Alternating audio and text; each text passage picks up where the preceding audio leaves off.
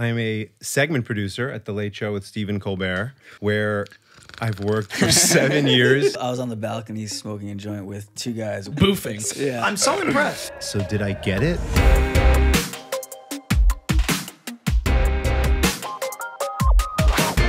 Welcome back to Buckle up, baby. episode 36. Michael, we're on a roll with the guests here today. Very excited to bring to the Buckle Up studio Neil Goldman. Welcome. Thank you very much. Quick little intro, and then I'll let you take it from here, Neil. Neil and I go way, way, way back, elementary school. We've had a lot of gaps in the time that we've interacted, but we always pick it up where we left off. I always find that to be a nice thing, you know, with a friend where we can always just get right to it. So we've had a theme here on this show where we have people from sort of our community and our similar background. And there's a few of us who've gone out to do things sort of outside the typical box of careers and those kinds of things. And you have a cool job. So that's kind of neat. We could talk about that. In the meantime, why don't you tell the folks a little bit about yourself and what you do? First of all, thank you guys for having me on the podcast. The audience went wild. You could hear them all over town when you guys introduced me. And it's great to finally have you back on the East Coast. It took us a while, 10 years, dabbled in LA with the green juices and the hikes and the walks around the block. The spiritual cult he got involved in. I'm 10 pounds heavier than finally reeled you back to Englewood, New Jersey. It's good to be back. It's great to have you here. Work-wise, my job is I'm a segment producer at The Late Show with Stephen Colbert, where I've worked for 7 years, which is kind of crazy. I started 3 months before the show started. And in short, my job is to prepare Stephen Colbert for a bunch of his interviews with the guests. And we can get into that a little bit, or a lot of bit. But all these shows, whether it's a comedy show or a news show, there are producers behind the scenes who are curating what you see on television so that it's not just the conversation you'd see if you ran into this person on the subway and we're just chatting. And it's working for you? You're going to be making a living? It's good for now. Don't you love? I love the question. Like, when you do things outside of the norm, it's like, how does that work? That's code for... Right. And how does that work? It's working for you? Because you're working for it. Is it working for you? Like, I just see it all the time. Well, tell me, we're on this podcast, Buckle Up. How did this all start? What are we buckling up for here? This is what happens when you get a segment producer guest. He just flips it on you. Holy shit. Yeah. Go ahead, Michael. How did Buckle Up start? Ami and I have always talked. And so when Ami started making content more seriously, like on his list of to-dos, it was like, I should have a podcast and me and Michael should do it together. But he was in LA, so it was always kind of like not feasible. And then like the first week he moved back to the East Coast, I think I said, I was like, if we don't do it in the first 30 days you're back, it's never happening. Like we have to we're going to get into a routine and everything. So like, if you want to do it, like we should talk about doing it. And then Ami really just took the reins and like was like, come over today. He gave me like a nice mic and we just started. So this idea is how many years old? Not even a year. Oh, the idea. Yeah, we were talking about doing a podcast for a long time, but you know what? During COVID, we did it during COVID. Right, we tried. We did. And like have you been growing COVID. that beard since its inception? I started completely clean shaven, and during the start of the podcast, episode 1, he looked like a baby. Normally, I ask people, "How are you? How are your kids?" With this beard, I feel like I should ask you, "How's your brewery?" It's a fantastic beard. It was sort of like we had some random hookups during COVID, but it didn't like materialize. And now we're dating. It's fantastic. And Buckle Up, the podcast name. That's Michael. I wrote a TV pilot about a guy with a podcast on like the kind of fringe right conspiracy theory world, and the podcast was called Buckle Up, and the series was called Buckle Up. So you never told me that. Where it came from? Yeah. I didn't tell you. I think I might have mentioned it, but we were thinking of names, and I was like, we went. The pilot got sent around. No one wanted to buy it, so we're like, I might as well like use it. It's a good name. No one wanted it then. Let's see if we can push it now. Can't come up with something new. Oh, take way too much effort. The feedback I got back was, great name. You're an awful writer. So actually, one of the themes that we spoke about in the early episodes was how to take ideas that sit in your head and actually turn them into tangible, real things. Because especially with creativity.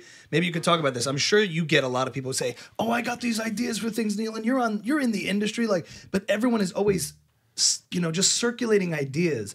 And one of the things was like, what does one need to do? Because it's happened with me where I've been on both sides of it. As Michael said, I started doing content, but for years I was like, man, I should do more stuff online. I should do stuff. But to go from that step of things being these just amorphous ideas to actually turning them into something, you could tell yourself, just do it. But what I don't know, maybe you could speak to it. Like, what do you see as the difference between someone who actually is like all talk versus things that are real? There are some people who are just a seeming green light, where they're just like, go, go, go. And my instinct is yellow light, red light. No. Yeah. Let's wait. Let's polish it more. Let's hash it out before we just do it. And then there's other people who are just throwing stuff against the wall. I admire those people. One of those people is a friend of mine whose big thing lately is to have accountability bets, which you guys may have heard of, with quite a lot of money. So he'll say, let's make a bet that if you don't, whatever it is you want to do, a month from now or whatever an appropriate time frame is, you owe me $1,000. Literally, you owe me $1,000, and I'm not going to give it to charity. I'm going to go buy myself a nice watch, a nice meal, whatever it is. And whether it's just that mental trick of knowing you have that deadline, or if it's just this real desire to not want to lose a lot of money, he has found that it really helps people get stuff done. And so his fiance wants to write more articles to submit for publication. And I was hanging out with the two of them, and we went into a town where his parents have a summer house. And I said, where is she? And he said, and she apologized later on. She's like, I'm so sorry. I'm grinding on these 2 articles because I don't want to pay him $500, which is a lot of money for me. And she got it done. So one idea would be have an accountability partner who's literally like, you owe me $1,000 if in 2 weeks you haven't recorded 1 podcast episode. Does it work if you do it in cents? In cents, yeah. No, but I think that's also big. It's almost But that's amazing. Like this person was like, I am embarrassed to say this is a chunk of money for me. I am not finishing these articles. And so basically you have to play mental tricks on yourself. 100%. And the other thing is to have a framework. Like I miss essay writing in school because in 2 weeks that's due. Right. And with the creative stuff that I do at my job and I have done, there's a framework. A guest is coming on the show, or there are very real deadlines. Yeah. And I think if you could find a framework for yourself somehow and enforce it, and having money on the line or having an accountability partner is one way of doing that, then I think it helps turn these ideas, which can marinate forever without getting done. It's a way of making them into a reality. Having been around someone as prolifically creative and successfully creative as Stephen Colbert, do you find that someone operating that level needs something like that, or do you think it's like something more inborn? Or... No, I think he does need structure. He has the structure of the show. Absolutely, he has the structure of knowing that every night at 5:30 he's going on stage, and so it's got to get done. You can't come out there and say, "We're so sorry, it's still marinating." No, there's a show every night, and. But like, what's he like? I think most people need to operate within a structure. Yeah, I guess the real question I'm asking is like, I've never been around someone that like iconically like good at what they do. I guess like, like on that level. Like I guess my real question is like, when having been around him and then other people, and like we can get into all the people you've been around, but like, do you feel like, when you're around them, like you're like they're just different than other people? No, not at all. I like that answer. Truly, not at all. I like that answer. Yeah. Frankly, I always even believe that. the funniest people, it is a process. The word that I am not a fan of, but you hear constantly is, it's an iterative process. Iterative. Yeah. Meaning iteration after iteration, which in my background, which comes from much more from a writing background, drafts. Like you write something and then you revise it, and then you wait a couple days so you can get fresh perspective on it, and you revise it again and you sharpen it until your deadline hits, and then you're like, this is as good as it's going to get, because it needs to go out to the world. And most of the people that I've worked with, they're some of the funniest, most creative people in the world, are full of bad ideas. And it's just a matter of being committed to the process of constantly working and being creative, getting rid of the bad ideas so that the good ideas are there and can be presented to the world. It's no different than seeing Dave Chappelle or whoever it is at the Comedy Cellar and people are like, how was it? And you're like, it was okay. You know, there was some really funny stuff. They do that all around so that when you see the Netflix special, it's the best of the best stuff. I had a lyric writing teacher in Berkeley who used to tell us all the time, write crap. Write a lot of crap because crap is the best fertilizer. Oh, that's good. I like that. And he would say, just keep in mind, you're all like looking up and pedestaling all these people, but you've only heard Bob Dylan's best 10%. And the other 90 is just gone and as part of the fertilizer that got it to Next time I see somebody in New York City, you know, a homeless person taking a dump in the street, I'll be like, they're fertilizing the concrete. They're fertilizing the sidewalk over on 23rd Street. He wasn't saying take literal shits, but I hear what you're saying. But the idea is, I like this. I like that answer about that it's really the hardest working people. It's talent, but it's necessary, but it's not sufficient. It's more this idea of the demystifying that celebrity mystery. Yes, I think they're all like human beings like you us. do yourself a disservice to think that these people are on a different plane. Granted, a lot of people who I've worked with do seem to be on a different plane, and their brain just works so much faster. I don't think you're going to sit in a room with Robin Williams and say, "Yeah, he's just like us. He's just a different speed." Well, and I would. And that sort of thing. But that's like a lot of writers will say, you know, whatever percent, 70%, 80% of writing is rewriting. You just get it on paper and then you sharpen it and you sharpen it.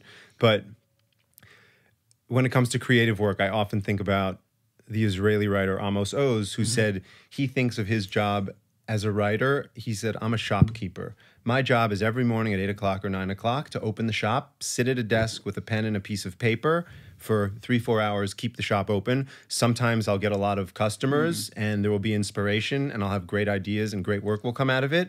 Other times nobody will come. That I can't really control. My job is to be committed to opening the store and keeping it open. I love that. And so I find a lot of the really creative people, Colbert being one of them, they are committed to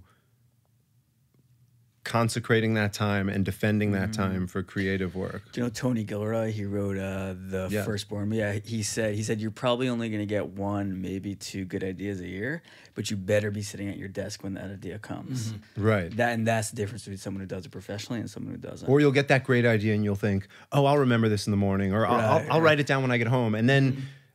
You don't even, not even that you can't remember the idea, you don't even remember to try to remember the idea. It's just so... It's the devil in your head. Much lost. Another writer said, if that voice in your head that says, I'll remember, is the devil talking to you. Oh, Never remember. Voice notes, everything, just saying things when they come to you. Yeah. I have that ready at all times. But I also love the idea that it's process-oriented and that this like narrative or portrayal of the inspired artist who just gets bestowed these gifts from another realm and then channels it is really not true most of the time. I don't think it is. But there are some people who are much more creative than others. And like with anything, with sports, I could be committed to doing the work and the training. There are just some people with more God-given gifts, whether it comes to songwriting or sports or whatever it is, that's for sure. But in terms of talent versus hard work, what would you say wins out more often, though? If someone who has the natural creative talent versus the guy who doesn't, but I mean, you'd of course love to say hard work, but who knows? Well, you're only around people who have been successful already, so it's hard to say. Yeah, like you're not. You're in a caliber already. Yeah. Like they've already gotten there. Yeah. I think it's. I think I've seen hard work outworked. Yeah, I've seen I've seen the harder work outworked surpass the talent for sure. But you could also see hard work that sucks. No, that doesn't come to fruition. Like I remember Christoph Waltz was a completely unknown actor in Europe, and then all of a sudden, Quentin Tarantino's casting director discovered him in Vienna or wherever it was, and I think he said this during his speech when he won the Golden Globes. He said, "You turned my little world into a Golden Globe." Quentin, you know what you did for me, Quentin? You turned it around for me. But he's like, I'm no better actor now. Yeah. It's not like all of a sudden my acting chops just got much better exponentially. It's just that the hard work intersected with opportunity. And a lot of people work really hard and it doesn't intersect with opportunity. This is something that is a debate in my head because you always hear this like follow your dreams porn all over like Instagram and YouTube about hard work and, you know, if you're talented, you know, because I do think if you're talented naturally and you put in the work, I mean, it's just a matter of time. And if you stay dedicated to the process, you play the long game. But at the same time, we don't see all the people who didn't make it. Right. Right. No, 100%. You don't see them. So of course, to everyone who's saying that, words of encouragement, have made it to a certain level already. So there's something dangerous about that advice, but I guess there's nothing else you can do but take it for what it is with a grain of salt and put in the hours. And, what's the word? Iteration? An iteration. Yeah. Just iterative process. No, iterative process. You hear that a lot in tech, like try something. If it doesn't work, get rid of it and try a new version. Fail fast. What's that? Yeah, fail fast. What were you saying, Michael? No, well, something like what you're saying of like the achieve your dreams porn, like something I've learned over the last few years, that coincides with the opportunity thing is like you have to. All of this is not happening in a vacuum. It's happening within a market. Like Christoph Waltz is working within a market, and like. What you can do besides work hard and be talented is think about the market and like what you're doing and how to position yourself better or worse. Because like the best actors don't always win out, and like the opportunity doesn't always come along. So like you have to be prepared to just be dedicated to your craft and die as a working actor who got to live his life that way. Or think really calculatingly about the market and like decide where to live and what to do about it. But anyway, yeah, I mean that's something that you don't hear in those Instagram in those influencers. But I still lean more towards the optimistic side of that because I've just seen it myself where, you know, you've definitely seen this where someone goes, "Oh my God, you're on like Stephen Colbert, like that's crazy. How did that happen?" As if it just happened. Right. So I actually want to take that point and segue into the early days of getting into this world of media. You know, that you're in, like in my case, and it was getting into music, and there was a process to doing that, of going to music school and then being an intern and all that. So I'm curious, in your case, what's the process of starting early days, rising in the ranks in that hierarchy of this space that you're in, which is interesting to me because it's like the mirror side of, there's the creative side and the production side, they're all working together. So tell us. I never thought about just broadcast my own irresponsibility. I never thought about career or anything like that. When I was at Yeshiva University, I thought, why don't I take advantage of being in college in New York City, which is the center of so many things, and let me see if I can intern somewhere. Can I ask you, can I interrupt for a second? Yeah. Was that an original thought, or did you have a parent or a mentor say, Neil, what are you doing? Like, take advantage of being in New York. No, that was an original thought, for sure. I just thought I should supplement what I'm doing here with some interesting experience. It would be cool to be out there in the world, in the city. And so I thought one of the shows that I loved, because my grandparents watched it, was Charlie Rose. For people who don't know, black background, round wooden table, no commercials, interesting long-form conversations with successful people from all walks of life. Artists, doctors, politicians, scientists, like everything, athletes. It's like a podcast. Yeah, it kind of was. Some people would ask what makes it worth television. Why couldn't it just be a podcast, which is a separate conversation. But so I wrote a letter to the internship coordinator as a sophomore, and because it was Yeshiva University and there's a double curriculum, I didn't really have the time to go intern other than on Fridays, which I wanted free to do errands, go away for the weekend, be hungover, etc. So when I graduated, I thought, why don't I pick that up again?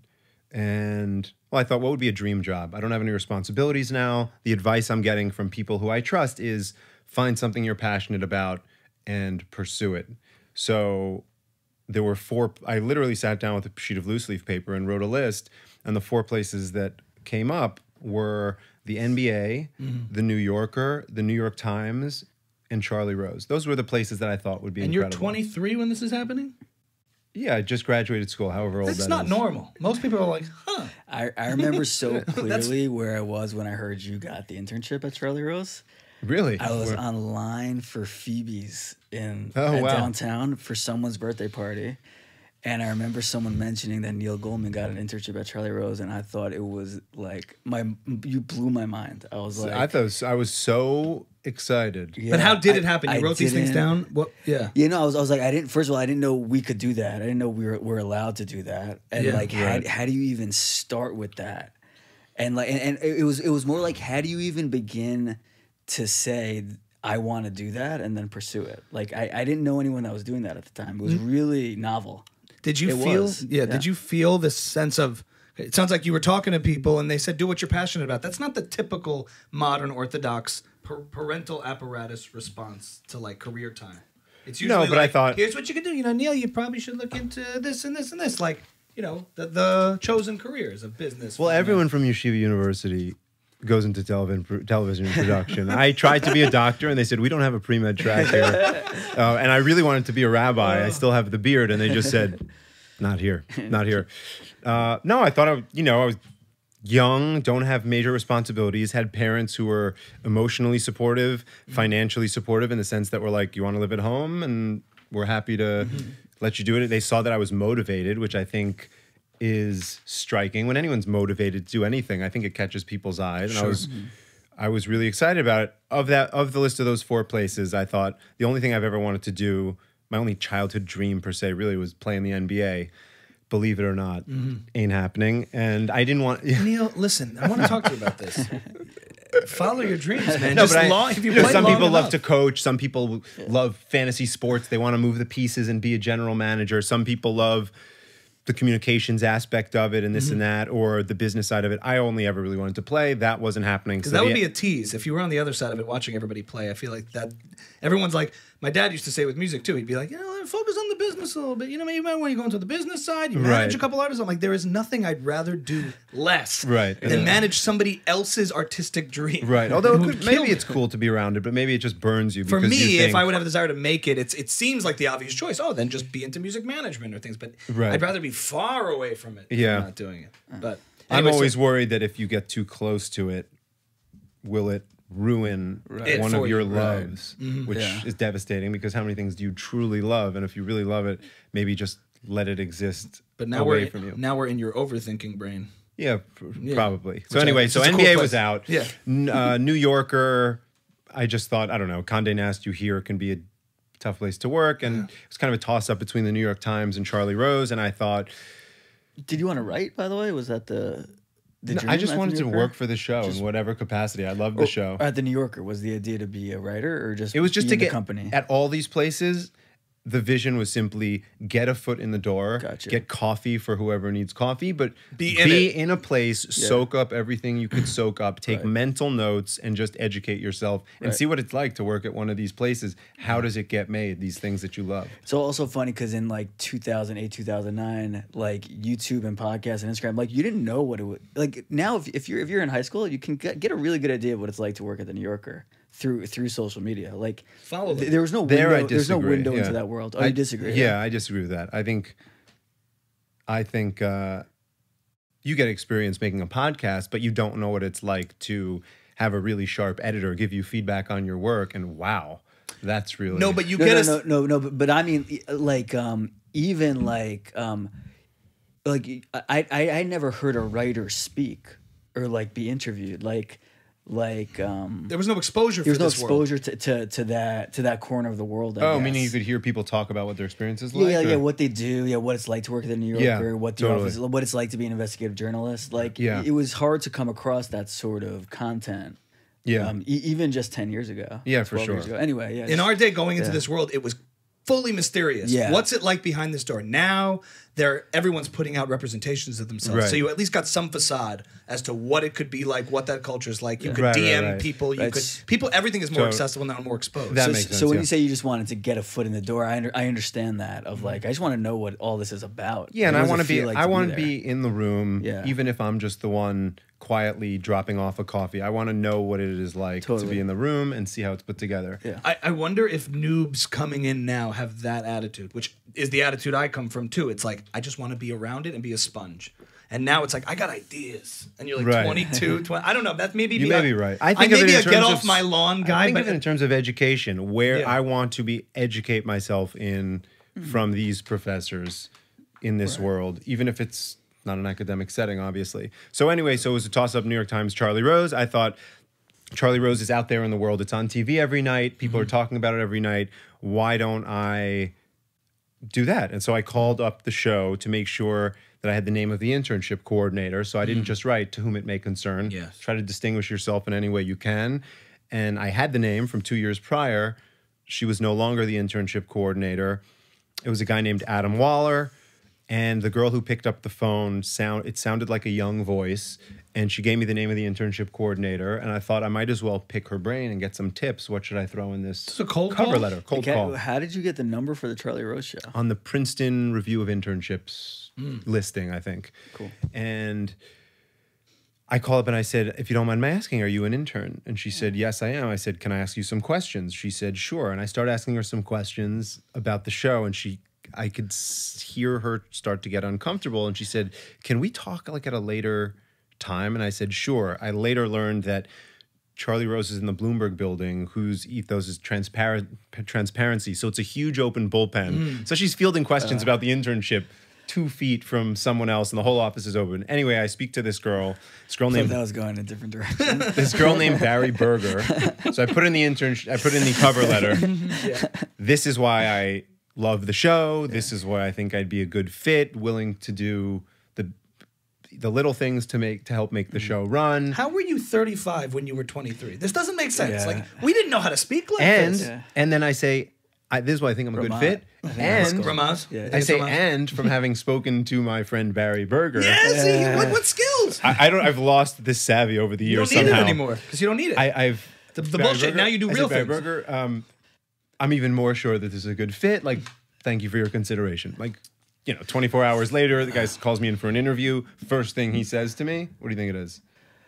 How do you know Barry? Exactly. He goes, so you know Barry? And what did I say? She's great. She's so smart and she's so helpful. I'm telling you, Ramaz in the 90s bred a different species of Jew. Look at you. Yeah. We came out fresh. TBC, And it was one of those classic, I'm wearing like this my God. semi-pinstripe suit. Tie is, strangling me. It's so tight, so sort of uptight. I walk in with like my best version of a briefcase and shine shoes. The guy's looking at me like, So there is a this prep school on 1950. the Upper East Side of Manhattan that bred professional liars for decades.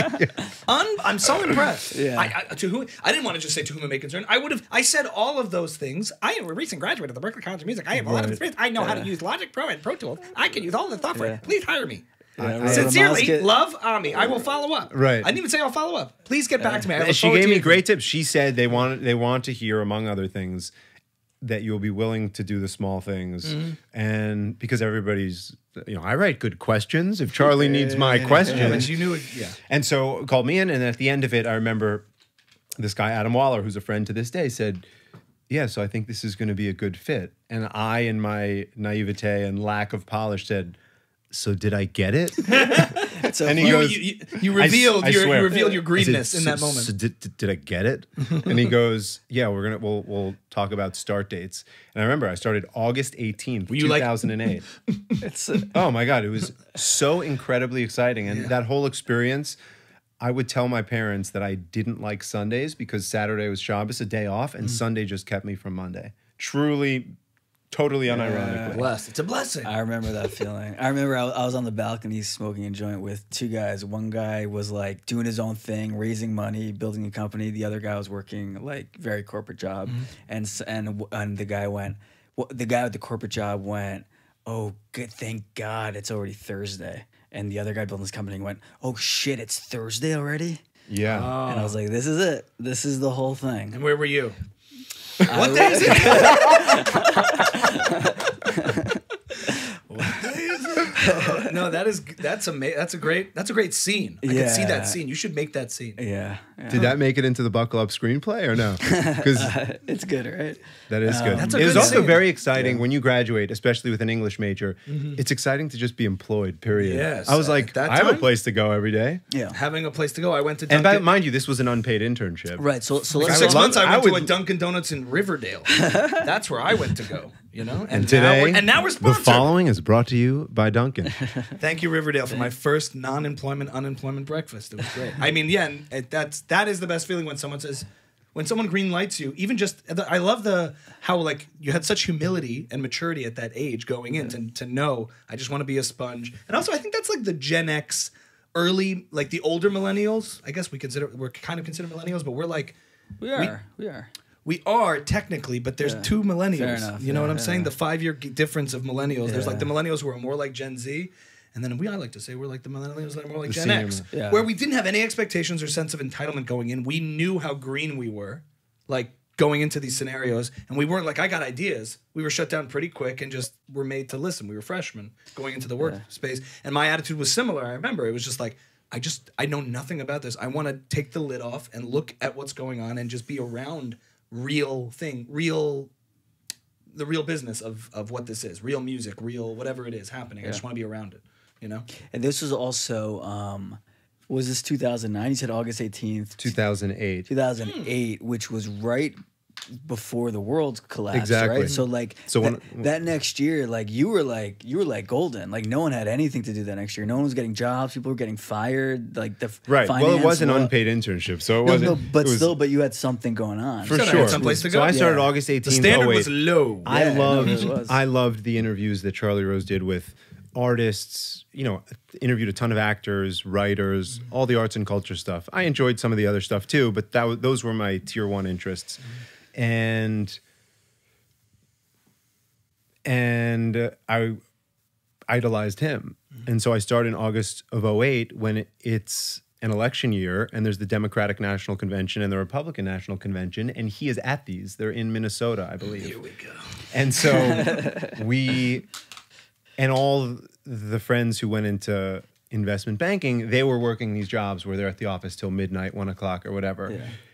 I started this experience, and we were doing live shows because if a convention happened at 8 o'clock or 9 o'clock, you can't tape earlier in the day and air it at night because the show won't be as fresh as it could be. So we would tape live at 11, and I would walk, and Charlie Rose was not there, so I would be walking guests at 11 o'clock or 11:30 into an empty studio, and it was all politics. I was like, this is not what I signed up for at all. Cool, but what a strange experience. Finally, he gets back, and in September, I think that's when everything crashed. And every day, it's always like CEO of AIG or, you know, from Fannie Mae and Freddie Mac. And I was like, when are we doing the movies? When are we having the athletes on? So it was a very strange start. And I only wanted to get in with the entertainment producer. And I could never connect with him. I don't know. It was tough. And finally, in December, he goes, Neil, can you help me with something? And I was so excited. I was like, finally, we're making some progress here. And he goes, can you help me pack these crates? 6 out of 18 people were laid off. So it was quite a somber atmosphere for a while. But then flash forward to September 2009, Charlie Rose wanted to rebuild his staff. I had been there. I knew the way things worked. People said nice things about me, and that's when I was hired. So I interned for 13 months unpaid, which is crazy and perhaps a little foolish. But by the end of it, the standard is, I feel like by the end of it, I was just going to get hired out of spite. I was really just at like month 9. I was just like, I'll stay here for. Well, you had a tolerance for pain in that way, and you had built up the resilience to. Like you were playing a long game. Which and you want that. It's almost like crossing a finish line where you're like, once I get hired, even if I leave the next day, I could say I got hired. And it was cool. Nobody else was that I knew was doing anything like that. So like there was, I think people were rooting for you that whole time. I think like your friends and like people around. I was rooting for you. I remember like checking in. I don't know if we ever like spoke too much one-on-one. Weber's always been pro Neil. We pay good money for it, but it's always been a solid investment. Weber's always been pro It's Neil. a Very solid, pro Neil. solid I knew a bunch investment. of people who hoped for your demise. Yeah. I know. Every weekend at the people were like, In the back no, rooms, it's the people 12 pulling months. the strings. 12 Everywhere. months, and it has Legions, nothing. huge armies. It was fun. People were really excited about it because it's different, and everybody wants to know what it's like working in this industry that a lot of people weren't in. And while you're talking about the humility of work, going to these places you know nothing about, I could have walked into a law office or a medical office. I don't know the first thing about those places, but to me, there was something incredibly exciting walking into a studio where there's cameras and you've seen it on TV and you feel it. Yeah, seriously. You feel it. He calls himself a young Charlie Rose all the time. You feel it in your blood. Like you feel the energy and the excitement coursing through your blood. Through your veins. Did you carry? Was there a shift in the external perception of what you were doing as? Oh, he's trying something. I don't know how it's going to work. Versus you get hired and it's like, oh, he's doing something. Like I always find it's interesting when you get your first when you cross your first finish line. you get this like shift from concern and potential discouragement to okay, it's working. You know, maybe it's different in the world you were in because it's not the way. Like, I feel like with entertainment and the arts, it gets that rap of like, I don't know, it's supposed to be very hard to make it. Right. And I wonder if what you were doing had carried that same sort of perception. I think in media you could not hide behind, but you are shielded by the prestige of big organizations, or in my case, small boutique but highly prestigious organizations. You could be doing nothing, which is going to lead to nowhere, but you could say, I work for ABC. And people are like, oh, I watch Shark Tank. That's great. You know, or whatever. And with me, which shark are you? With Charlie Rose, it's not many people know it. Not many people watch it. Many people have said, that's PR, right? But people who do know it and people who do watch it are a lot of the people who change the world. Yeah. And it was a boutique luxury good. If you watch, and so a lot of times when people say, who are you working for? Charlie Rose, if they didn't know it and had to be told what it is, they'd be like, oh. And if they did know it, they'd be like, oh, wow, cool. Right. And the fact is it's on TV. So it's not like it's out there in the world. They're like, that's pretty cool. And you're young. I think it would be different now if you, I don't know. I didn't feel, I felt mostly like I had the support of people. And like you were saying, people were rooting for me and thought it was cool. Yeah. I like that, too. The prestige sort of apparatus could protect you. I wish at like 22, I felt as young as I was. I think I felt like a lot of pressure and felt older than I was at 22. Yeah. I wish I knew I had like, 5 to 10 years to really I wish I figure it felt out. older at 22. That's interesting. Why is that? Because then you approach everything you do with so much more intention, and you think, I think you're much more goal-oriented. I don't know, maybe there's more room for exploration if you have a younger mindset, but I think there would be an urgency and a almost relentlessness that I would have had. But it sounds I don't know, like, but then maybe I would have bounced from Charlie Rose after 5 months and never had those Yeah, it experiences. sounds like the exact thing you had to do was bide your time, be patient, and enjoy it for what it was. 'Cause it's gonna lead somewhere. It's always hard to project where you are now onto your earlier self. You were in a different position with different leverage and different experience and different rapport. So you felt different then, and you couldn't do it again. And that sliding doors game is like very, we all indulge in it from time to time, but there are so many experiences you had and relationships you have that if not for that thing that you sometimes think you regret, you wouldn't have had. So great, you wish it would have been different. Well, then how would you feel if your life didn't have A, B, and C amazing relationships and experiences? The level-headedness, Neil, is just so off the charts. I can't. Well, I've watched this podcast. I feel like I needed to bring some level-headedness. Oh my God! It's just nice. It's nice. It's comforting. And it's very healthy mindset. And I couldn't agree more with all of that. It's like, well, I shouldn't have done that, but that taught you how to be tolerant of something you don't like, and that is a good skill to have. That you could play a long game of 13 months unpaid to get to. Well, that I go back and forth on. Some people are like, it displays grit and perseverance. And patience. Patience is a virtue, but then on the other side, there are equally true bits of wisdom. He who hesitates is lost, or you fail fast. Maybe somebody else after 4 months would have been like, yeah, this isn't in the cards. I'm out of here, and kind of ascended somewhere else. Right. I wonder sometimes, is it complacency and lack of drive being marketed as patience? I like, Well, I think the question, the answer lies in the question: do you like where you're at now? Are you happy with where you're at now, or do you wish you were elsewhere? Like, do you like where it's led you? Oh God, that's a question for Neil. Well, and we'll also like, are you where you're at now? Do you see a parallel to where you were at then? And like, do you want to be making a strong move right now? Or are you feeling like I'm being too patient right now? I should go off and do my own thing or whatever it is. Like, is that like before I want to give you a lot of avenues to. I have known you a long enough to know that there's a part of you that's never fully complacent, and it sort of keeps you on your toes. Yes. You're just like, I should. Well, and it never fully hits, but maybe that's what keeps you so much in the process. That is true. I would say I should be making more work with my name on it. Okay.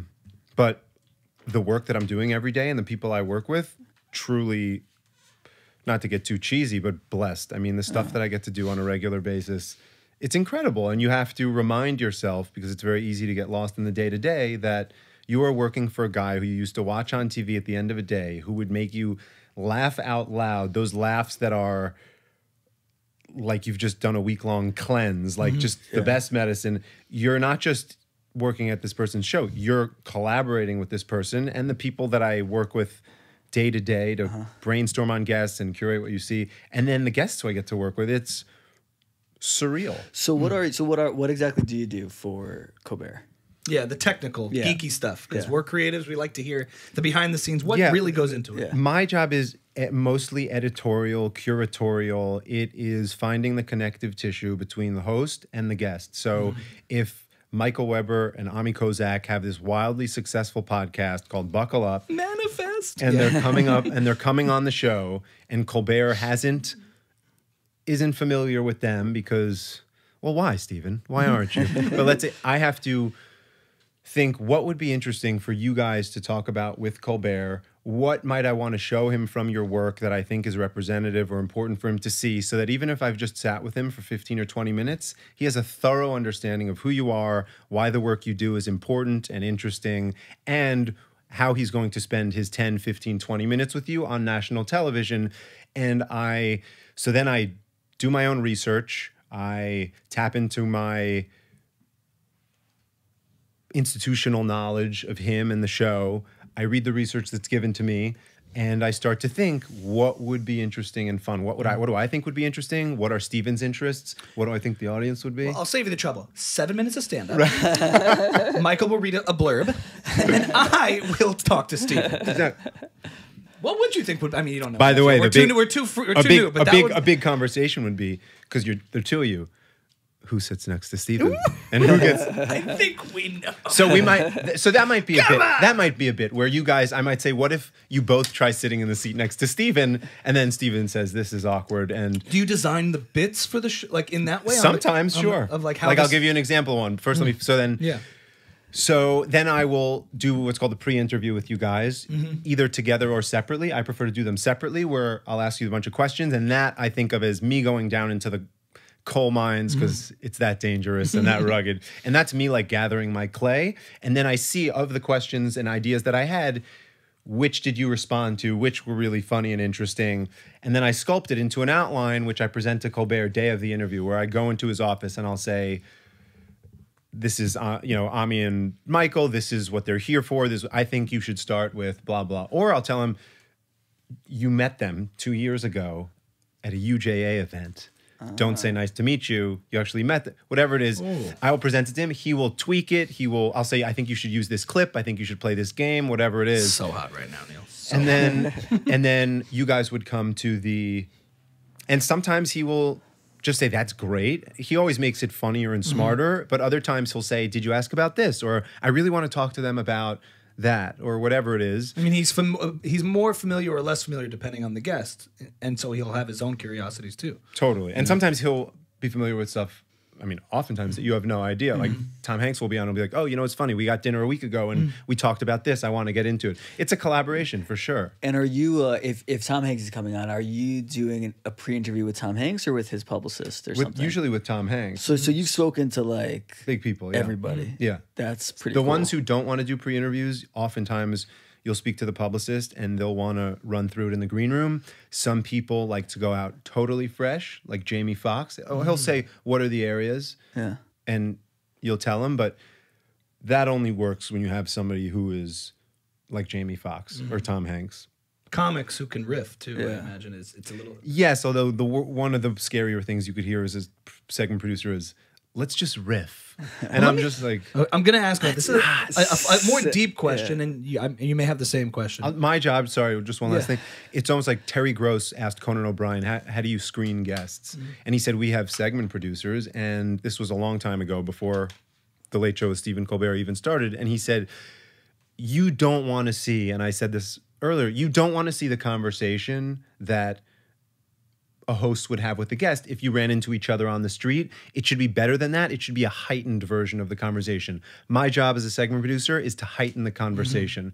So I can ask 20 things in an hour and a half long conversation on the phone, and I'll pick the 6 best things, and hopefully the conversation will pop because I've separated the wheat from the chaff and curated what audiences are going to see on TV. We have the same question. It's burning. No, I don't have any. Go ahead. But it's difficult because you don't want to lose the magic and feel like people are serving. You're serving pre-baked goods. And do you advise Colbert on when to interrupt and when not to interrupt? That's not it. But go ahead. No, I just wanted to delay a little bit. Go ahead. What's your question? In the age that we're in now, okay, so like a fundamental question. It speaks to your job and its role and in the current state of media and how people consume it now.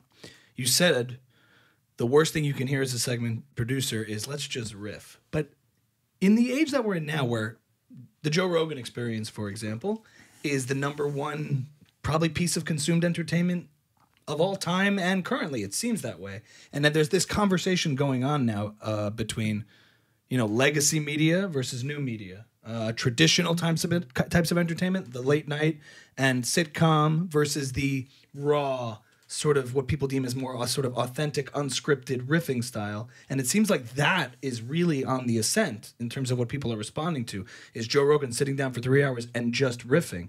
So I'm just curious if could Stephen Colbert technically sit there and just riff, and would people really not respond to it? I'm curious your thoughts on that. Well, can I ask a follow-up question? Well, answer first, and then I have another question.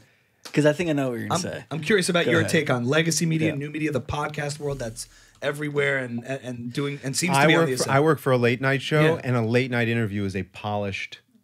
And you only have like 6 minutes. Piece of art, exactly. Oh, it's with intention. Yeah, 10. It's such a compressed economic form. So Joe Rogan can tape for 3 hours, but we don't have the time or space to do that. And so, and by the way, when Joe Rogan talks to like Bernie Sanders, when he only has half an hour, they're not riffing. It's a little more focused, but the format is, when you watch late night, it does feel polished and heightened, and it's presented as so that like it's conversational, but there's been a lot of prep and a lot of work put into it. And I'm wondering if there's a conversation going on now to compete with this new space of how to reflect that more. I think it's just a different offering. But I also think Joe Rogan's show would be better if it were half the time.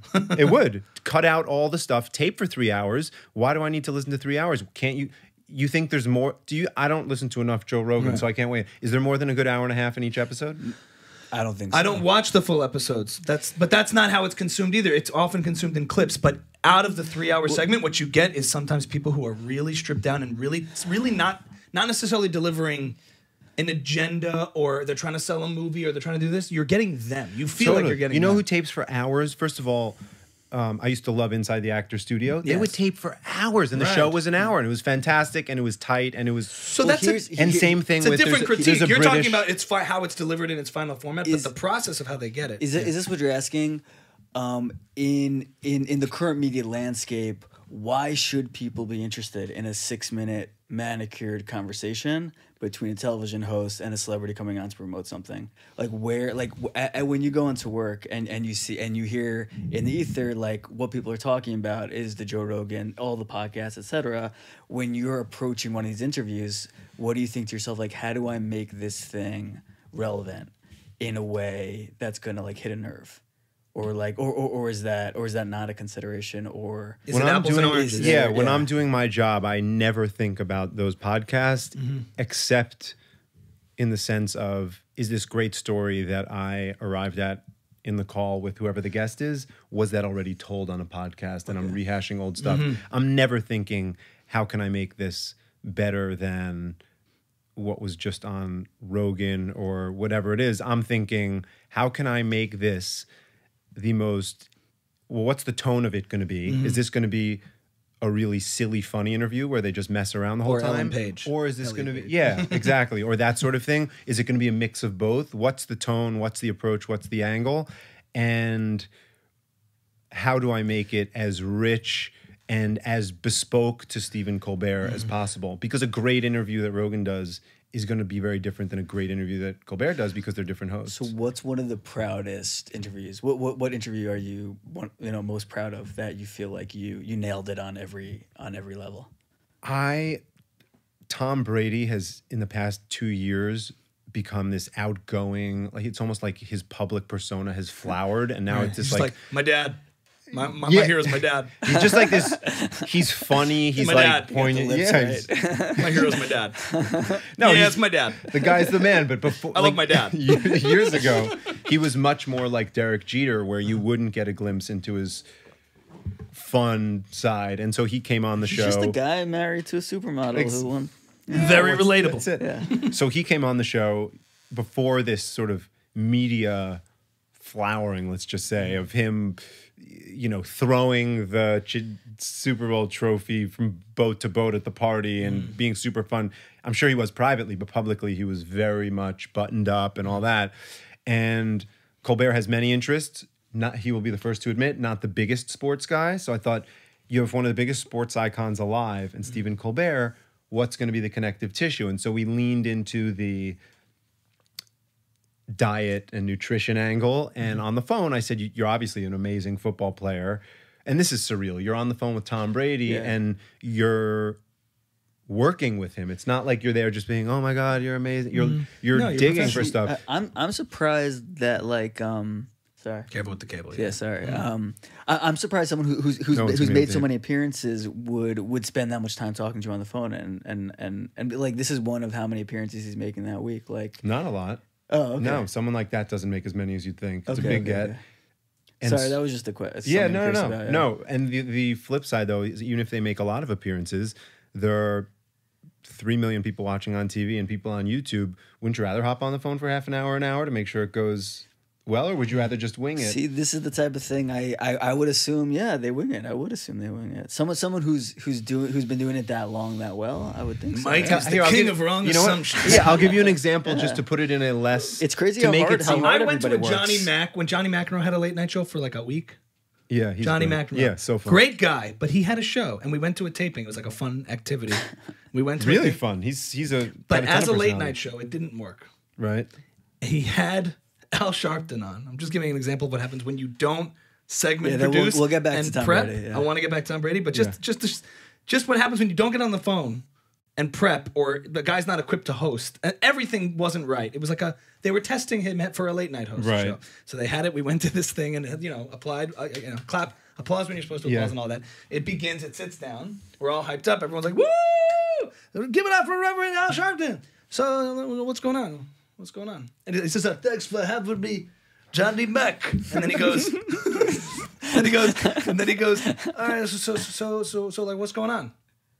Pause. And when he's like, "Well, how you doing?"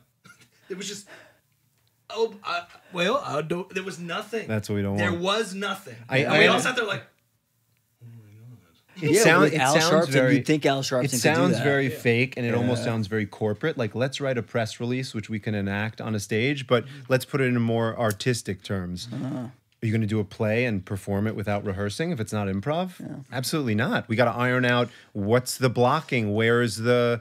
Let's figure out the cadence of how I'm going to say this to you.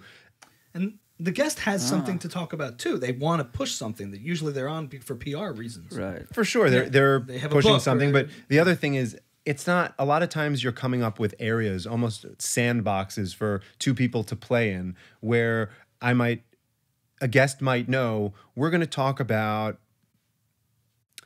the funny rituals that happen within sports.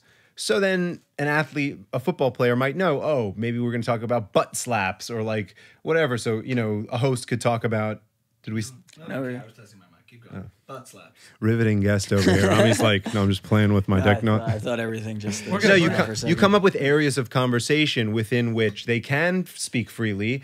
And the other thing is sometimes these plans, you set them up and you discuss 20% of what you prepared, because it does go off the rails, and then it's a version of organic, we have but you this have structure. foundation. Exactly. You have it, but it's not just, hey, how you doing? It's someone be like, hey, so I hear you just went to Italy. Do you like Italians? And then No. context. A context, so that there's some structure to work in. Otherwise, you're just swimming in the ocean, and it's Do you know Andrew Santino? So someone asked him, they're like, you know when Michael Richards Kramer, you know that N-word set that he did at the store, and he goes, yeah, I watch it once a year, and he goes, that's what happens when you go on stage and try to wing a stand-up set. 10 times out of 10, you're gonna say the N-word. Oh God. Which I just thought was funny. Well, yeah, you can end up in Some spiral. people- He's like, if you're not a world-class performer, you can't just riff. You have to you have to riffing prepare. is Yeah. it's dangerous most of the time. Well, it's dangerous. Yeah. It's a tightrope. Yeah. You can get across it, and it's very satisfying when you do. And I always like seeing those Norm Macdonald clips of him showing up on Conan and destroying everything. but you can allow space to riff. Yeah. Like, for example, what's a good example? That's why the Norm bits are the best on Conan. He would come up and destroy I'm trying to everything. think of an example. Here's an example. There's a guy, hilarious, really smart, incredibly articulate guy, great writer, Roger Bennett, Men in Blazers. He's a British guy who married Nick Kroll's sister and lives in the city in Westchester. And he and this guy, Michael Davies, have a podcast, British guys talking about European soccer from New York City, called Men in Blazers. And they do interviews. They've had on huge people. And it's a great show. He's a great writer. He's a great guest. He wrote a book called Born in the USA about becoming an American citizen. He grew up in Liverpool. It was so run down back when he was growing up. He was obsessed with American culture, and he finally became a U.S. citizen. And so a lot of the conversation was like what it means to be American. And before we got into the serious stuff, there was room to riff within what do you do once you get your U.S. citizenship. It was like, well, of course, I went to the gun shop, like, got to get my guns, and like, obviously, bud heavy, and I needed my apron for my barbecue. And because Colbert is an improviser, he knows that within that, there's going to be a lot of room to play. I don't know what they're going to come up with, but they at least have that fenced-in area, as opposed to just, oh, like, you guys will just go out there and riff. It's like, well, riff about what? No, you have your boundaries here. Exactly You're going right. to play in this And then you're playground. going to go from there to the actual really serious stuff about what it means to be an American. So then however long the host chooses to expand or contract that funny riffing section, he knows he's driving from one to the other, and I've provided him with the exit so he could say, that's all fun, but like, seriously, what does it mean to be an American? Or you came from England, you know, there's all sorts of problems this country's having now, but you seem really proud. What makes you proud anyway, despite America's the fact that perfect. the country's on fire? So then, and then what do we, when we get to that area, where do we go next? And all sorts of things. So Tom Brady. I wanted to button that up because we So Tom Yeah. Brady. This was before he was kind of out as Yeah, a so fun he person. so I say you're obviously a great football player. You seem like a really good dad. What's something you're great at that I might not know? And he says, I can chug a beer really quickly. So I say, would you chug a beer really quickly on national television against our host? And he says, yes, I would. And I said, I can already see the news articles coming out about this.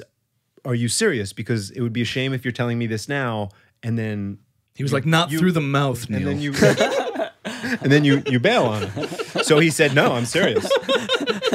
I'm serious. boofing. So We're going to boof with Stephen Colbert. he ended up doing this on air, and they chugged beers, and it became this viral moment on Twitter. And it was such a fun moment between these two people who they had met maybe once before, but that's something that you come up with. That was you your pitch it to the assist. guest, That was and it became this moment that people were sending around, and somebody from CBS said to me, like, you know, that was really cool. I got to see a side of Tom Brady I'd never seen before. And like, that's great. Yeah. So are you? And That's you, really and fun. Internally, Fun, and that's just an idea that I came up with out of nowhere. and you get the credit for that internally. People, you know, in the office are like, nice job, Neil. Yeah, less on a bit and more just like, that was a great interview. Or people are very complimentary and love to prop up other people, in my experience. I mean, what's fascinating is... Oh, you know what else? Sorry Yeah. to interrupt, but just to give you a sense of the collaborative nature. So he gets these deep tissue massages every day, every other day. Tom Brady. So we Tom thought, Brady. what if we have him give Colbert a deep tissue massage, like a sexy massage? And one of my friends from the office who was working with me on the segment said, what if we dim the lights. And somebody else said, what if we play like, maybe like, what if we play like Marvin Gaye? And like, you see everybody's throwing in their ingredients, and we did that. And I pitched it to Brady, and Brady goes, would it be funny if I had some lube out there? And I said, that's amazing. So we had lube. My friend from the office, I think He it was fit her a whole football. her idea to dim the lights and play this sexy Marvin Gaye type music. I can feel it. And so we dimmed the lights, and he got this massage. He rolled up his sleeve, and Brady, I remember I said to him before he went out there, the more you mess with Colbert, the funnier this is going to be. So just like be loose. So he's out there, and he goes, would it make you feel more comfortable if I whispered it, if I blew in your ear? And I'm standing on the side of the stage thinking, what in the world? This is the guy who's so buttoned up and barely says a thing. Like, you could never. It's like, Giselle, do his lower back. So that was something that's really fun. And after an experience like that, draining it is you just think, how's this my job? And cool as it is to work with Brady, truly, I'm not just saying this, getting to work with Colbert and the people in my office who are smart, creative, nice, interesting, great people who are good friends of mine, you'll be like, this is insane. Yeah. So as you're saying this, and this might be an area you're completely uncomfortable with. If so, we don't have to like include in the episode, whatever. But as you're saying this, I'm hearing one of my favorite comedians' voices in my head. Tim Woody Dillon. Allen, no, who's not fashionable. Tim Dillon saying again. Stop me if I'm being like completely inappropriate. Saying like. Talking about the state of the world, and then using an example, and then Stephen Colbert is on CBS getting a back rub from Tom Brady, like this like Stephen Colbert, who used to make these like he's like the greatest satirist of the last several decades, like this brilliant comedic guy, like. Doing a segment like that with Tom Brady, which is obviously a success and like great for CBS and like great for you and great for the thing. Like, do you have any insight into like how you think about it, or Stephen Colbert thinks about like the show itself, like compared to what he used to do, or like the area I'm like getting into? Do you like? In other words, your proudest creative achievement. We want to take a steamy dump on it. No, because I'm saying within the boundaries you're working on, you had an incredible achievement. You did an incredible job. I just mean like more broadly, just the whole enterprise. And to piggyback off of that, I'm curious about the same thing. There is a battle going on out there for like the center of the culture, the relevancy, and a lot of the newer comics and podcasters like to, maybe it's a complex, but they shit on legacy media for seemingly being out of touch with what's resonating with people entertainment-wise. Right. So you would describe that scene, and that's appealing to a certain demographic, and then there's this new media that's forming, and they seem to be in competition with each other, where one is the legacy media sort of ignoring, that's like just, or adapting to it, like Bill Maher starting a podcast, Conan starts a podcast, Hillary Clinton starts a podcast. I just mean like, all of a sudden Bill Maher has a podcast, right? Yeah. You've seen that. So it's just like, Bill Maher has a show on HBO that's gone on for 15 years, and he's starting a podcast, has a few thousand followers on TikTok, and they're just sitting in like, what's he trying to compete with? I'm just curious your thoughts on that general macro landscape. Or like someone who might dismiss that. Mm-hmm. What don't they understand about it that we don't hear that voice in the conversation? Like, what don't we get about that? Mm-hmm. There's a lot there. Yeah. I think hosts, like anyone, people have interests that exceed the boundaries of their daily profession. And so someone like Bill Maher can be really interested in what he's doing on his show, but still have tons of interests that he wants to pursue, which don't fit into the structure of that show. And I guess he could give up the show and start something full-time to pursue those other interests, but why not do the two simultaneously, especially when the barrier to entry for a podcast is so low? He doesn't have to ask a network for tens of millions of dollars. He could just do the show and supplement it with things on the side. And it's not to compete with anyone. It's just to follow his curiosity. When Bill Maher went on Rogan, right, there was a first line. He's like, full disclosure, I asked to come on here to promote my season of HBO. And the comment section was just like, wow, an HBO host just went on a podcast to promote his show to the podcast. And it just showed this power shift. And I guess part of Michael's question also is that is the shade that's being thrown from like new comics and podcasters to this stuff, is it legit? Are they missing something? Are they just being petty? I'm curious because you're in that world. What kind of shade? I'm just curious. Like, I mean, like this guy Tim Dillon a lot likes to talk about how, like, you know, basically being on SNL used to catapult you, used to elevate you to a certain platform, and like you could become a star. Like he's like, you could be at a party now and tell someone you're on SNL, and they'd be like, cool. Like I can name maybe one cast member of SNL right now. Like sort of this whole world that 10, 15 years ago was this, the massive platform is now not as massive as it used to be, where I could either go on to a late night show to promote my movie or go on to a podcast. And it's possible the podcast is going to be more effective than going on to the late night, onto the late night shows. So like the shade that a lot of these comics who were rejected by the industry are throwing on it is that it's no longer relevant or it's no longer effective, and the industry has to adjust to what we're doing if they want to now be relevant again. Whereas like, but you're working there, everyone's getting paid. You said there's 3 million viewers. Like you know, what doesn't this guy who has this big podcast understand about or what's your take on it? Yeah. But that's the shade. That's the shade. Yeah. My take is that this stuff seems to tap into the fact that in 2022 there is so much stuff out there that anything is diluted compared to what it used to be. We can have a massively successful show and 3 million, 4 million people watch. Johnny Carson used to get 20 million viewers a night. It was more concentrated. Saturday Night Live didn't have to compete with all these other shows or comedians popping up on all these other outlets. And so it's just difficult to make a mark. But the other thing which came to mind as you were talking is, how do you define a successful show? I mean, I don't know. It certainly is in a certain sense a mark of the tables turned that Bill Maher is going on Joe Rogan, but Joe Rogan is such an outlier, and the goal isn't always just the bigger the audience, the better the show. I don't think. I came from working at Charlie Rose, which I thought was an excellent show, where I think the audience was like 200,000 people a night, which this is going to get more hits than that.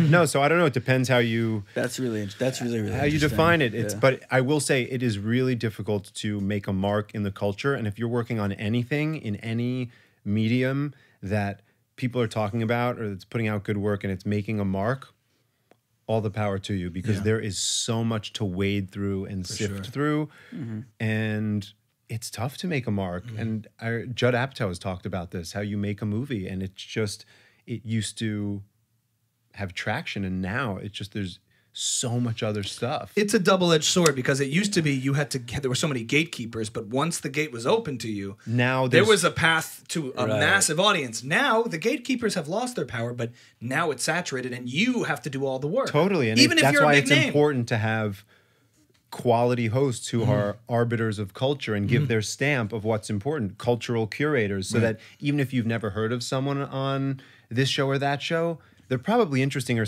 in some way because this host is vouching for them by having them on his or her show. I think some of the shade is also wrapped in the idea that, especially for comedians, the edginess of a comedian matters a lot to other comedians, how much you're pushing something, or are you just kind of making everybody comfortable? And there's especially, and I've been doing more comedy now, so you get this kind of like sense of how it, you know, how comedians rank each other and what the culture of comedy is.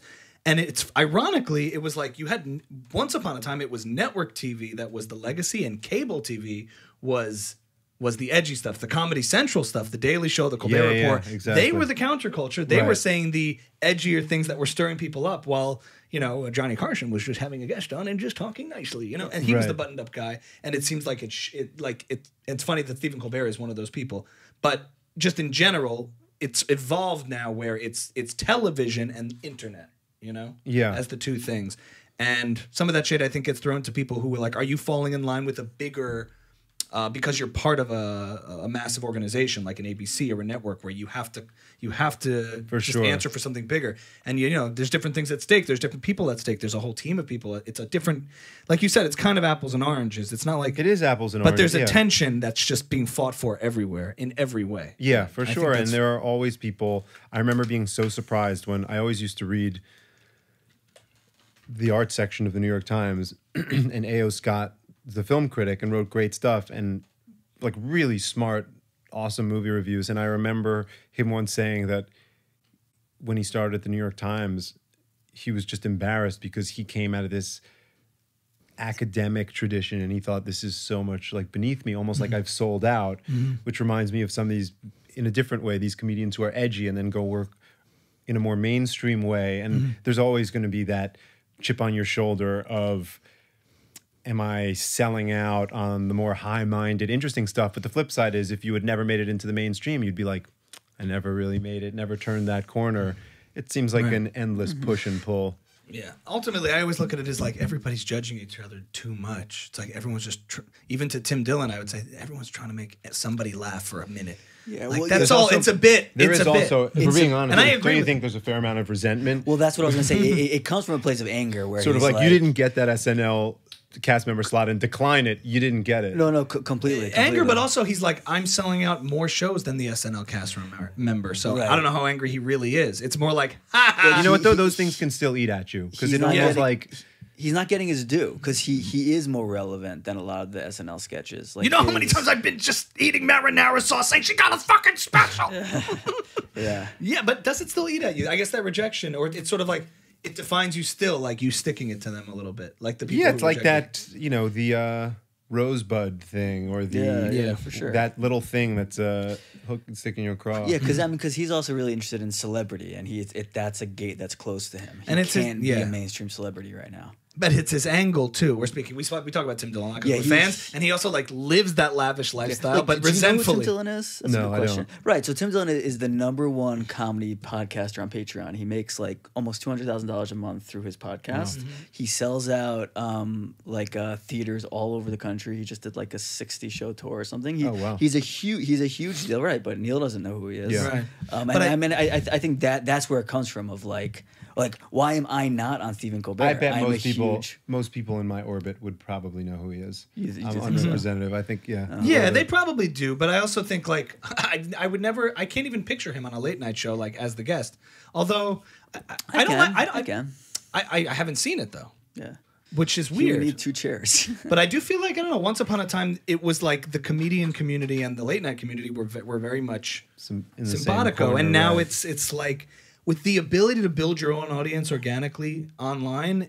There just is a changing of the hierarchy or the See, process I by didn't which know people do that. That you there know? was this sort of corner because I think Yeah, that's a lot. anybody who about. loves comedy should have such a reverence for, if not the hosts themselves, then the art form, because it birthed so many of these culture-changing comedians that sure. even if you don't like a specific host, it was that structure out of which came Eddie Murphy, Ellen Seinfeld. Seinfeld. There's a generation of comics now, the younger guys, Andrew Schultz, Andrew Schultz, Tim Dillon, the guys who are dominating in the podcast space, who And have you seemingly circumvented the traditional way in which the comic would be a road comic, then they try to get on a sitcom or comment on an MTV show and be a Right. funny, or get on a late night spot. Yeah. And they're still doing spots, but a lot of them are now talking like, hey, I'm building up this audience on my podcast. I'm selling hard tickets.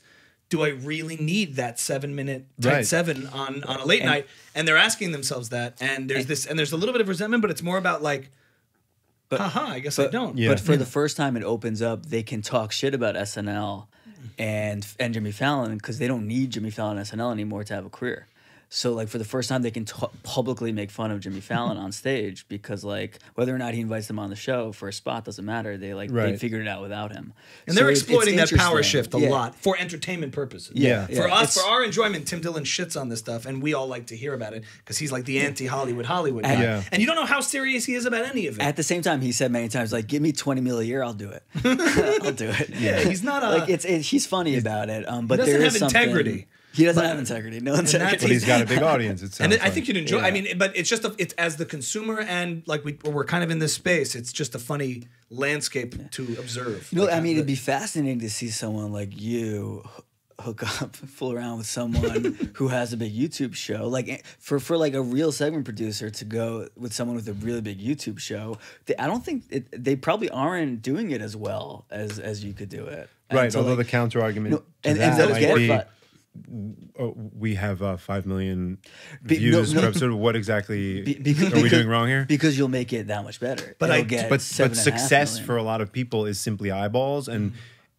it might be higher quality, but not higher viewed, which in their calculation is no better. Right. It's like I put up my iPhone and that's my currency is the views. And even if it was a selfie camera. Like, it's almost like, are the best really books always the best yeah. sellers? I don't think so. Right. What's funny is with Flagrant. Oh, let's not say they're not. Sometimes they are. You're starting to see that full circle. Joe Rogan was on Flagrant. He's like, you ruined it, guys. You ruined podcasting. Yeah, right. This is not what it's. So Flagrant 2, Andrew Schultz, that comedian mentioned, started a podcast. And it was conversational like this, and now it's leveled up in production quality, where now they sit down with fancy lights. It's turning into a talk show, and Joe Rogan goes on and goes, "You fucking ruined it, guys. It's not supposed to be like this, right. where they're all polished." So I don't know. It's an interesting space. So your focus, so your only metric is quality, which is great. Like when you're sitting down to do it, you're like, what? How can I make the most quality interview? Yeah, for sure. That's for great. me personally. Yeah. What I love is the creativity you talk. Like I picture headset. Clipboard kind of thing, but the way you spoke about it. No, it's none of that. Yeah, That's it's not like my... it's really you're crafting an episode of a show in a very creative way. But the other thing is when I say quality, that has many variations. What is the mark of a successful late night segment?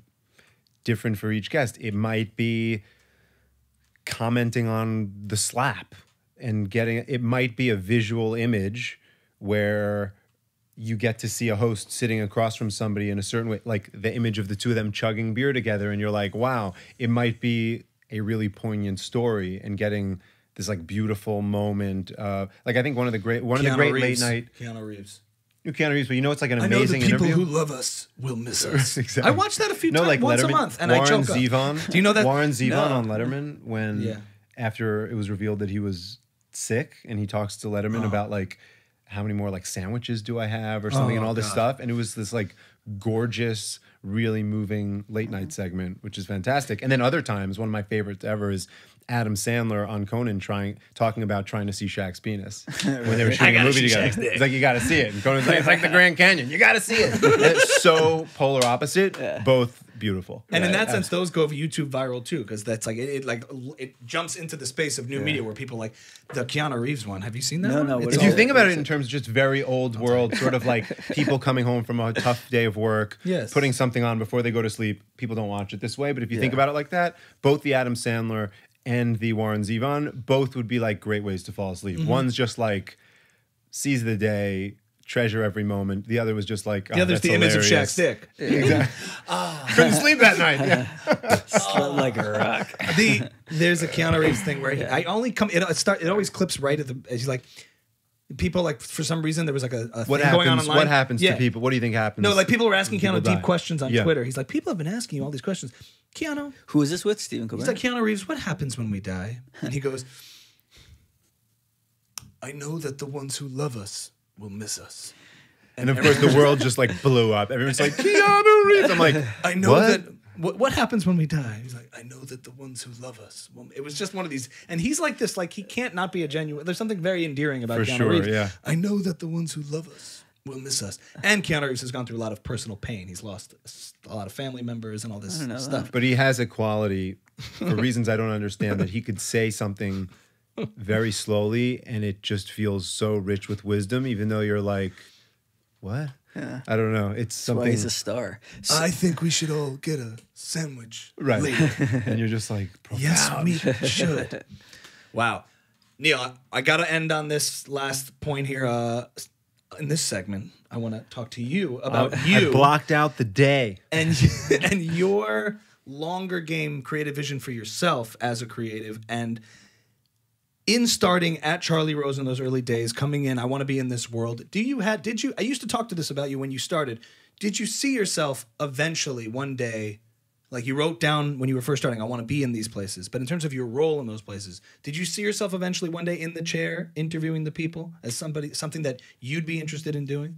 Or getting interviewed. Getting interviewed is Same weird. question. We'll see how this plays back. Oh, it's good. You're doing great. We can cut all of this, but yeah, we'll see. Because you're a very good conversationalist. You don't have you. to be told that. You were able to charm all. I think one of your skills in developing these segments is asking the right questions and getting interesting answers and you were able to build something just from conversation alone. So I always saw something just to give you a little, encouragement. I see it as something you could definitely have done. Thank you. Being in that I seat. love that. You don't need I appreciate all of the bells and whistles and the gimmicks. Not even gimmicks, but let's say structures that people use to have these interviews, whether it's hot ones or comedians in cars or, I don't know, there's all these things. But you really just need two interesting people, intellectually curious people across from each other, and listening to, whether it's 15 minutes, 30 minutes, an hour, two people talking about interesting things. I find it such a pleasure. I love that. Like if you go to Did you ever walk after Charlie left for the day? It was an empty studio. You walk by his desk and you go Francis Underwood style. And you sat down. when I dropped Woody Allen's name, I was like, who would have been worse to Francis Underwood? There's a good one. There you go, friend. I actually, when you mentioned going into a mostly empty studio, there was a funny moment where when I was interning, I was waiting for months to have this conversation with Charlie about let's get me on the payroll here, And so he had been saying, like, we're going to talk, this and that, and he's a very busy guy, whatever. And so part of the job as an intern was at the end of taping, he would always get 3 papers on his 4, actually. The New York Times, the Wall Street Journal, the Washington Post, and the Financial Times. And you'd lay them out, and then when it was done, you'd clean up the papers, the glasses, you'd wash the glasses, and you would take his prep materials off the table. So I went into the studio once in 2009, and he was mixing his papers around, looking down, and he goes, what we're going to do is, you and I, let's talk.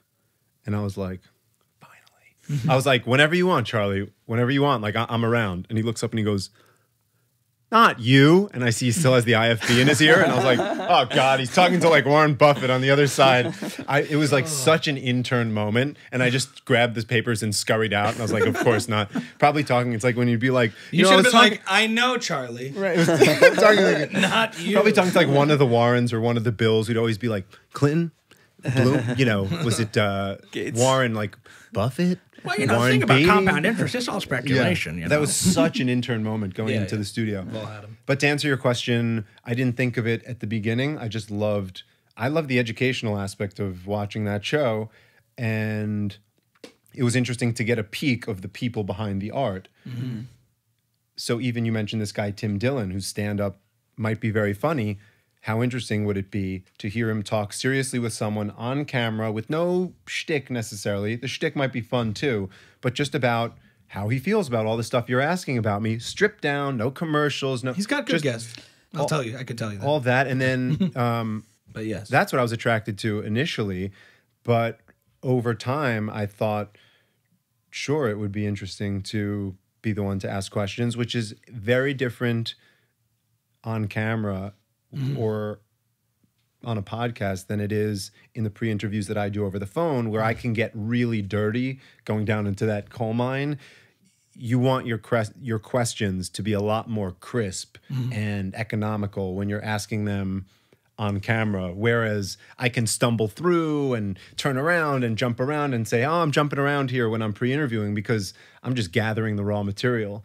But when you're putting an interview on television or on podcast, you want your questions to be crisp and sharp, and it's very different. And more recently, I have thought it would be interesting to get some repetitions, see if it's good. Well, I can't wait for it. The Segment with Neil Goldman. Yeah, do we have any good names? The Segment? Is that too Buckle technical? Up was my only name. Yeah, what were the pilots? Neil, what were the pilots you wrote that? We had some alternates, right? For our name? Yeah. Well, yes, Small Minds. Small Minds. First World Problems. Not as good for Neil. No, but some of what we toyed yeah. with the Small Minds. But the idea is we know nothing, so Yeah. we're just talking about nothing. For some reason, I ever thought if I did a weed podcast, which I would never do, it would be Neil's Nuggets, and then Neil's the tagline Nuggets. would be high quality. Neil's Nuggets, not the segment. That's too stiff. I think it's a little stiff, but we could.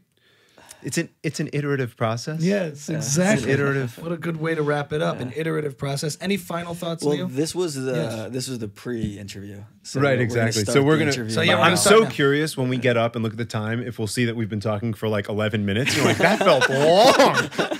For some reason, we've developed an internal clock. I bet we're at an hour Or if 7. because Yeah, we're me in this too. bunker, we're gonna wake up and it's gonna be 4 in the morning. We're gonna see like.